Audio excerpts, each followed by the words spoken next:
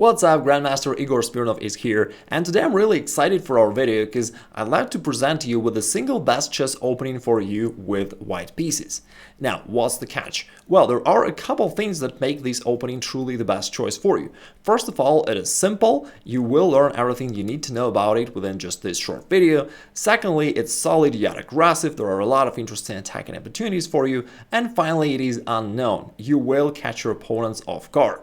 So let's go ahead and get started. You start off with the move pawn d4, and if you normally play pawn e4 instead, don't worry, you don't need to know any theory about d4, queen's gambit, and stuff like that. We're gonna stick to a single system that works against whatever black does. Black usually plays either knight f6 or pawn to d5, but that doesn't matter. Our moves will be the same and it will transpose into the same position. For instance, after pawn d5, you continue with knight to c3, getting ready to play pawn e4 and grab in the center. Therefore, your opponents will respond with knight to f6. That's why I said it doesn't matter if your opponent plays knight f6 or d5 first. Anyway, they end up playing both of these moves. And now you play bishop g5, putting more pressure along this diagonal and attacking this knight. Now, usually your opponents know nothing about this opening at all, and even if they know a little, it won't help. I mean, you will still defeat them easily.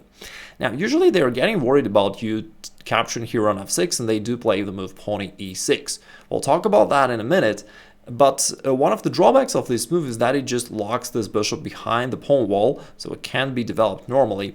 And that's why some of your opponents will play bishop f5. It is also relatively popular.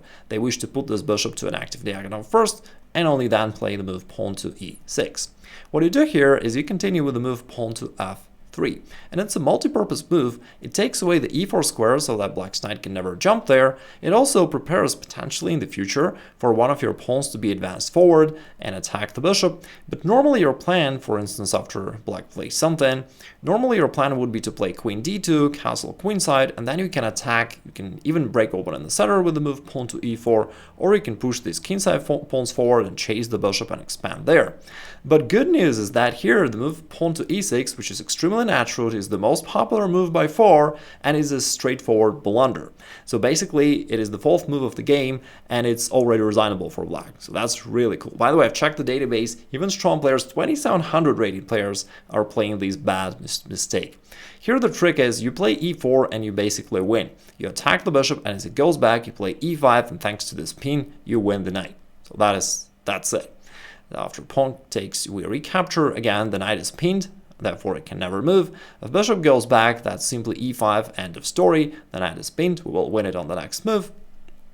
If bishop goes forward, that does not win a tempo for black, because although it attacks your queen, you can counterattack with the move bishop takes f6, which attacks the queen just as well, but along the way we also grab the knight. Therefore we're up a piece, and whether we trade queens or not, we'll end up being up a piece anyway. For instance, queen to f6, queen to g4, and white is up a piece. Therefore, you win the piece anyway, and it's really cool because it works even against very experienced opponents. Alright, let's see what else can they try against you. After you go d4, let's say they play knight f6. Your move is still the same, knight c3.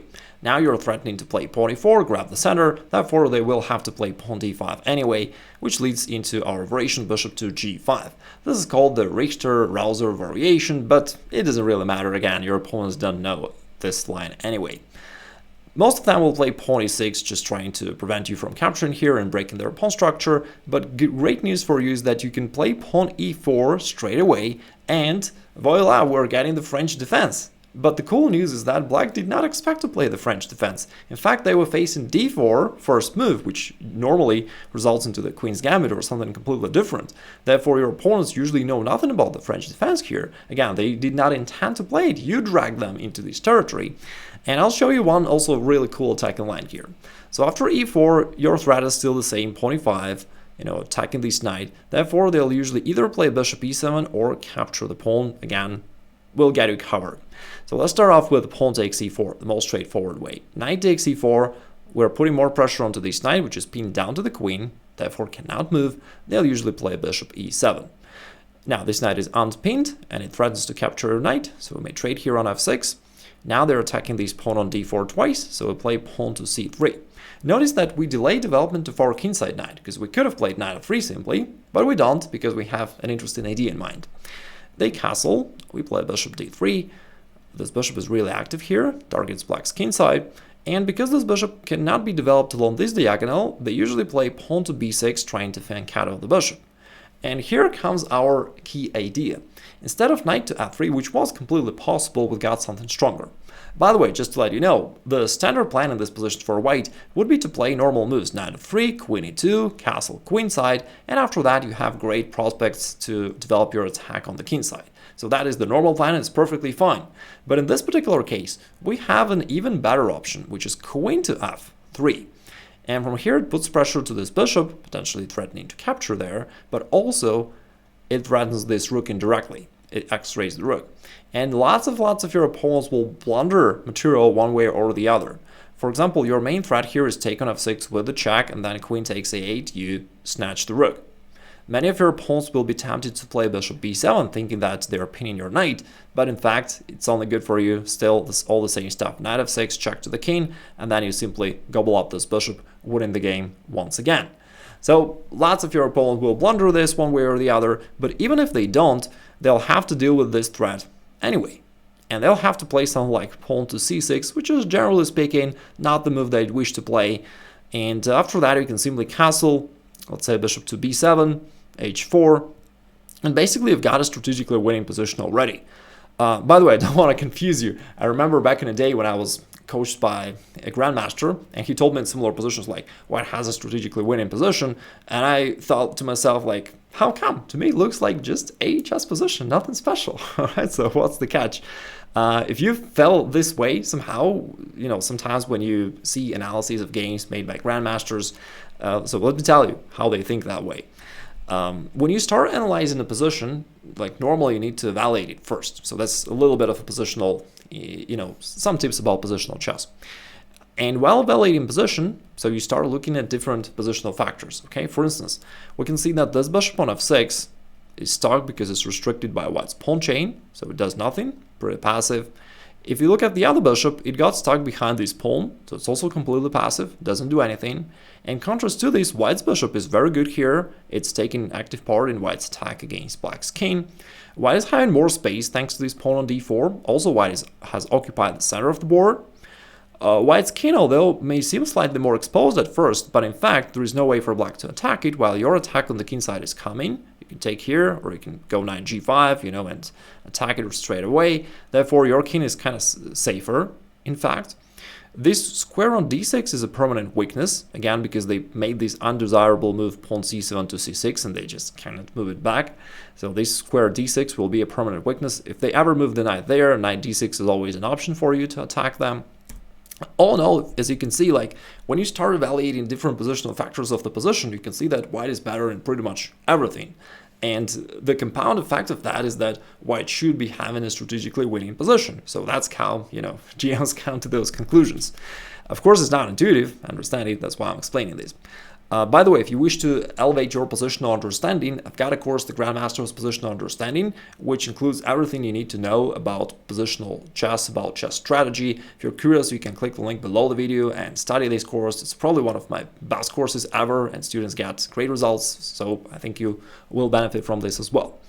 Anyway, here let's think what black will do. Let's say they develop, and you could play knight d6 as we discussed, but perhaps you wish to finalize your development. Your knight can be rerouted to this great square g5, to the outpost square, and after that you see that you're hitting this h-zone square. You've got both knights involved, you've got this bishop, queen stands here, and it's gonna be really difficult for black to cope with this attack. You'll probably win easily. Alright, that covered pawn takes e4, which gives you more space and central control.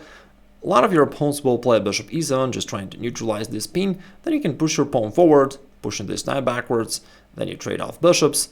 And in this position there are many ways for white to move, but I suggest a move which is slightly tricky, and it also drags your opponent out of their knowledge if they ever knew anything about this position at all, and that is the move knight to b5. It contains a straightforward threat of knight takes c7, forking the king and the rook, but besides that, this is not just a one mover. I mean, it's a pretty good positional move as well. So the thing is, black has to make some strange move with one of his knights. I mean, he can't just move this pawn because that'll fail to knights to c7 anyway, right? So black will have to move one of his knights. For instance, knight a6 would defend the pawn indeed, but we know that a knight on the ring is dim, right? Therefore, we're quite happy for this knight to stand there. For instance, if you play pawn to c3, you can see that this knight has really nowhere to go, but only to return back to b8 at some point, right? Also, it's not easy for black to get rid of your annoying knight from b5. If they ever move this pawn, your knight is happy to land on d6 and be a monster piece. Therefore, like, strangely enough, it's not that easy for black to figure out the way for them to develop, so you have this very comfortable position. You can play f4, knight f3, bishop d3, castle, and somehow I drawn too many errors, but you got the point. You've got a good game here.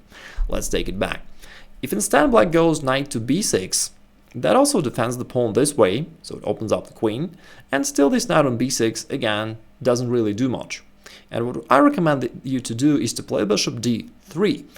And we're kind of playing by the analogy with the previous line we discussed. You don't yet develop your knight to f3 because we want to keep this diagonal open for our queen, so that our queen can go to h5 or maybe g4 and can start attacking black straight away, which is quite unpleasant. In most cases, black will play pawn a6, kicking your knight back. We're fine with that. Knight goes back to c3. Now they'll usually play their usual French move, pawn to c5, undermining your pawn chain. We're fine with that just as well. We trade pawns. And here we come back to our main plan, queen to g4. Although you could put it to h5, but in most cases we play queen g4. It creates this straightforward threat. Queen takes g7, grabbing the pawn, attacking the rook. And if they castle, and now you go knight to f3, if you look at this position, you can see that you have great prospects to attack black's king on the king side. You've got a queen standing here, opposite to the king. We've got our bishop eyeing this h7 square. Our knight is also standing close. It's ready to join the party after some knight to g5 move. While if you look at black, most of his pieces are somewhere on the queen side, right? On the other side of the board, so they cannot really help black to defend his king. And so you, again, have a lot of ideas of how to attack. Of course, you're going to castle at some point and enjoy a great position.